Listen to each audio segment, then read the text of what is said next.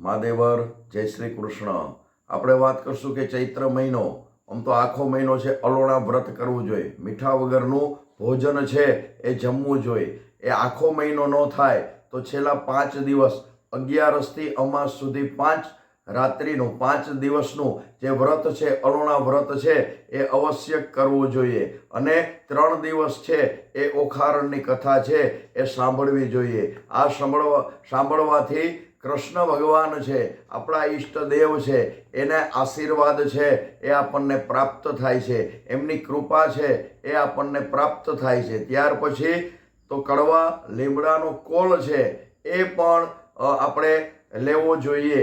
તો 5 દિવસ અલોણા વ્રત કરવાથી પુણ્ય છે એ આપણને પ્રાપ્ત થાય છે। અને ઓખારણની કથા છે એ પણ 3 દિવસ સુધી સાંભળવી જોઈએ। જો આ વિડીયો ગમ્યો હોય તો લાઈક કરજો, શેર કરજો, ફોલો કરજો, સબસ્ક્રાઈબ કરજો। મહાદેવર જય શ્રી કૃષ્ણ।